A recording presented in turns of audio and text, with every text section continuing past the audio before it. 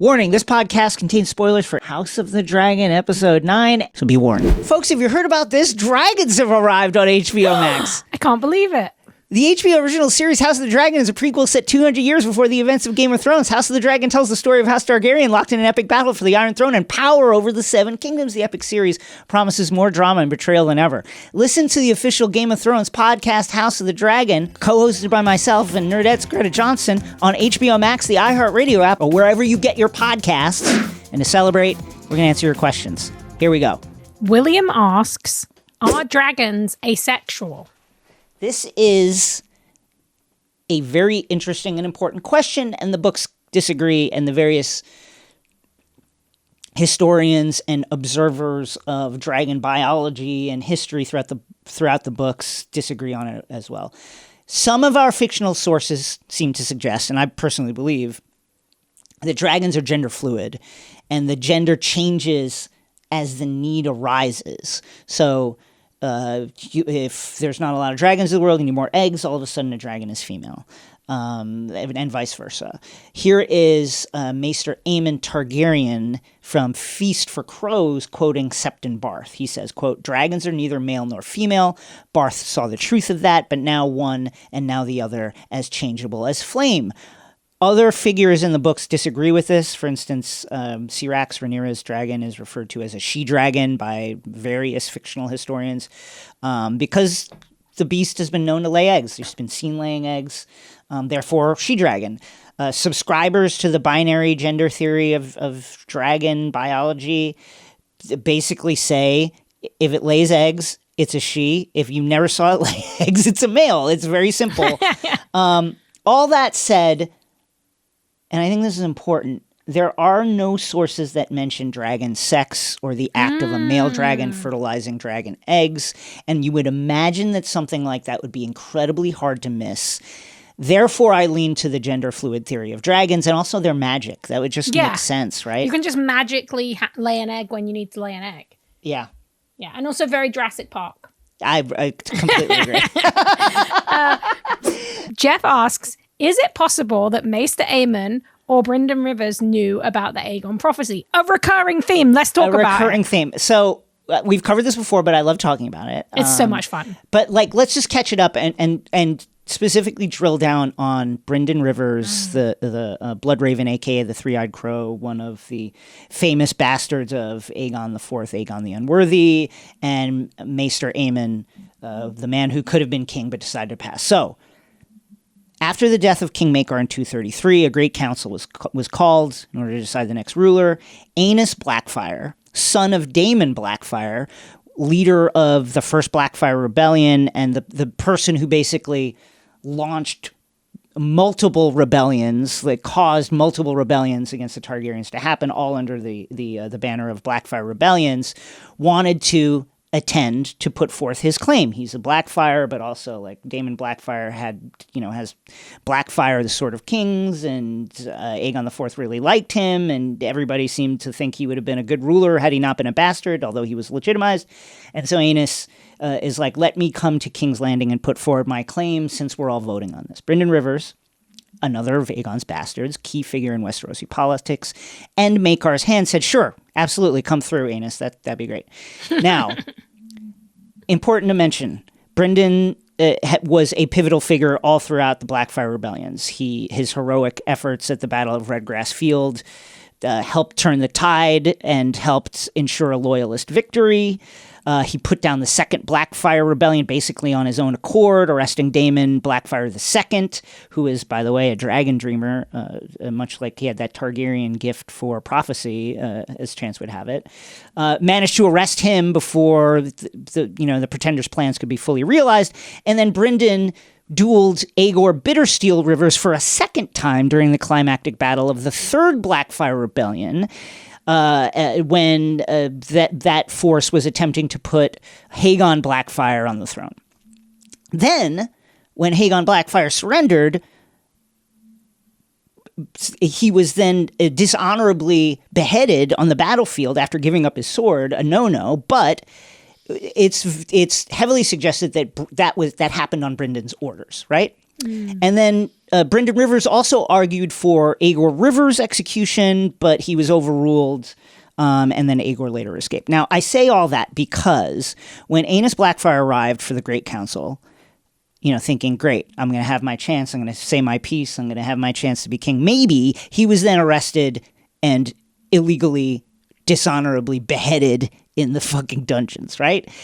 King, and probably, again, on Bryndon Ryvers' orders. We know this because King Aegon V, as soon as he became king, one of his first acts was to arrest Bryndon for the murder and have him sent to the wall as part of the group that included Maester Aemond, brother of the now king. Now, important context.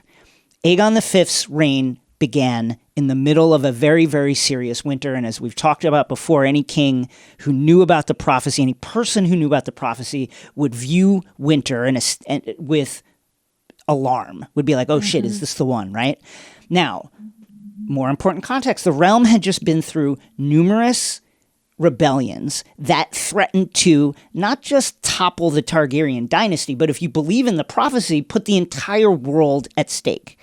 Now, thinking about that casts these events in different lights. What if Bryndon's two dishonorable executions of Blackfyre pretenders with the attempted third execution of Aegor Rivers weren't just he's like a fierce Targaryen loyalist, but desperate measures taken to neutralize threats to the entire world. He's doing this because he knows if they win, the world is done, the White Walkers win.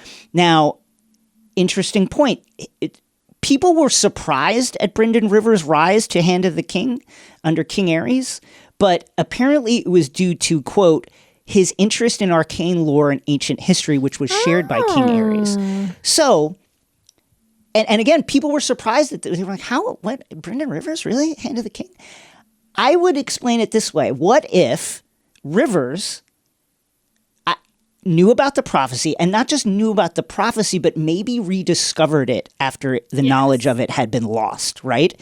And that's why Aerys trusted him. Under this theory, Aegon V, who would know about it, right, then sends his brother Aemond and cousin Bryndon to the wall in the middle of winter, not as prisoners, sent to the wall in order to head off a potential rebellion in which usurpers use Aemond as like a focal point to threaten Targaryen rule, but as scouts, like forward scouts to keep an eye on the enemy. And we know, of course, that Bryndon Ryvers then goes beyond the wall to get an even closer look at the White Walkers. So basically, yes, I think Bryndon Ryvers knew about it, and I think that's why Aegon V sent Aemond and Bryndon to the wall, because he wanted people he trusted as close to the enemy as possible.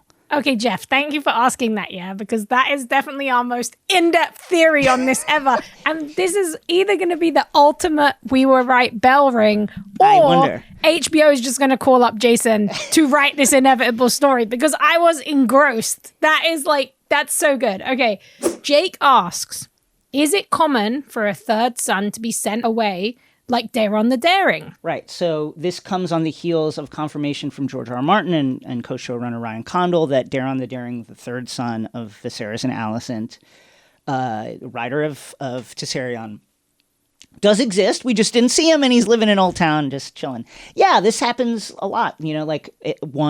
Because it's important for houses who are in alliance to foster deeper connections with each other. Remember that part of the prehistory of Game of Thrones was the relationship between Ned Stark and Robert Baratheon, and the fact that they both fostered at the Vale under Lord Arryn, and that's how they became close friends, right? So this is just the way. And it doesn't even have to be the third son. It could be any son, really. But most often it is the son who is not the heir, right? The second and third sons who are sent to either be a cupbearer for this person or go squire for this lord or do this, go to this place. But it's all in service of, there's no television. There's only the Ravens. This is all in service of fostering deeper connections and future alliances with various important families throughout the realm. That's why weddings take place in the way they do. And that's why these young royals are sent off in the way that they are. Casey asks, if we are watching the Targaryen dynasty at its height, why are there so few Targaryens? There's actually a lot, KC. We have Rhaenyra, Viserys, may he rest in peace, their children, Jace, Luke, and Joffrey. Of course, there's Aegon, Aemond, Helena, and Daeron. Shouts to Daeron for existing. We have Rhaenys, Targaryen. We have her children, Laenor and Laena. Of course, Daemon Targaryen, his children, Baela and Rhaena, plus any number of Targaryen bastards who are running around in King's Landing and various other places. So there's actually like a lot of them right now. Jonathan asks, why doesn't Rhaenys kill the Greens? I think we answered this. I think we answered this. Yeah. But again, I'm sure that this is a choice that not just frustrates the audience, but will frustrate people in this world who will be like, what the fuck? Kangan asks, why does it seem like so many names are repeated within a generation? Well, I mean, this is what happens in our real world. There have been 11 King Edwards, kings of England, right? You know, how many? 3 Charleses now, several Henrys. Many Henrys. Many Henrys. You know, if you go to France, there were 16 Louis. This is a world in which the symbols of power are very, very important for stability and for people to understand who the ruler is. And one of the ways you do that in a world in which many of the population are not going to be able to read, they're not like reading a newspaper, they don't know anything. All they know is King Aegon. They've heard stories about King Aegon the Conqueror, and therefore if there's another king named Aegon, perfect, that's the king. That's all I know. That's all I need to know. And again, it's a reflection of kind of like the way names are doled out in our real world over the course of history. This just happens.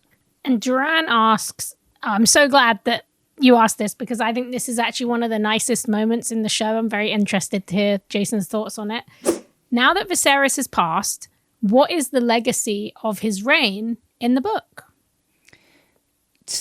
The books, if we were to take the books as the history as written by the people who, you know, viewed the source material and had the stories come down to them in later decades, then what is passed down to history is that Viserys was essentially a weak king. And it's a much more, you know, if we take the books to be truly the historic text, then Viserys is viewed much less generously than he is in the show. In the show, again, like as we've said, he's a nice guy. He seeks They call him collaboration. Viserys the Peaceful. That seems like it's going to be the name. He loved his family. He was more or less honorable. He made some bad choices, and he wasn't as strong as he could have been at certain times, but he's more or less a good man. And honestly, like, if you would have, you know, reality traveled him to like a democracy in the 20th century and made him a politician, he'd do quite well, you know, as a leader.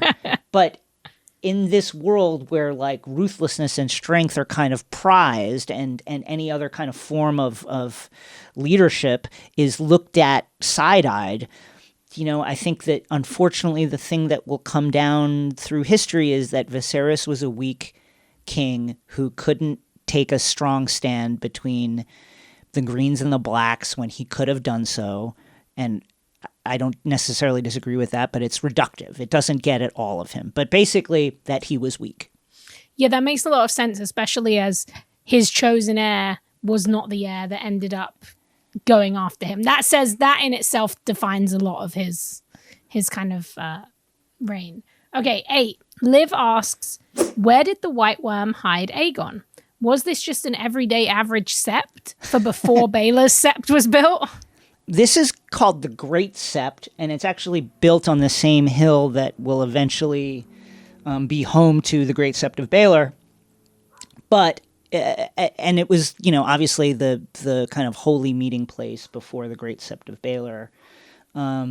But it's very, very lightly mentioned in the books. There's barely any mention of it. In terms of like average everyday septs, many castles, including the Red Keep, are going to have their own septs and stuff, where often the royal family would go about like their kind of like daily, everyday prayers and things like that. Folks, don't forget to catch up now before this Sunday's finale of the new HBO series, House of the Dragon. this Sunday on HBO Max. And don't forget, the last Ask the Maester is going to be next week. Send your questions to askthemaester@gmail.com.